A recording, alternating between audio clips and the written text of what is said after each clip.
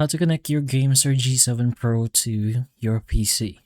So you can use your first two options, which is the USB-C cable or the 2.4 GHz receiver first.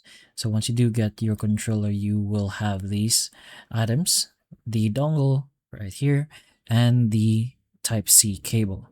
So the best PC options are USB-C wired or the 2.4 GHz wireless receiver, and the manual does list to try using these options first. But once you've chosen, you can then pretty much just connect the controller. For the wired mode or the USB-C cable, just plug the USB-C cable into the controller like so over here, and then the other end to the PC. For wireless mode, which is the dongle over here, you can plug the receiver into your PC, switch the controller to 2.4 gigahertz, like so. You have this option here in the back. You're gonna have to switch this. On the left, it's Bluetooth. On its middle is wired, and if this is switched to the right, then it is on 2.4 gigahertz mode. Then you can just press the Xbox or home button.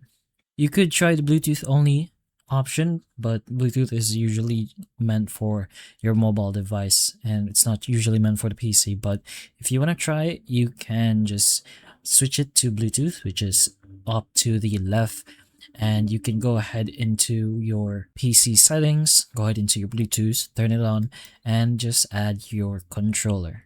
You can then test it in your Windows or Steam. So search up the set up USB game controllers on your Windows if you want to try that. Or you can open your Steam, go ahead into the Steam settings and go into controller. From there, you can check if the buttons, the sticks, and triggers respond properly. But those are the steps you can do if you want to connect your controller to your PC. Hopefully this video helps. If it can, please like and subscribe for more videos like this, and that's all.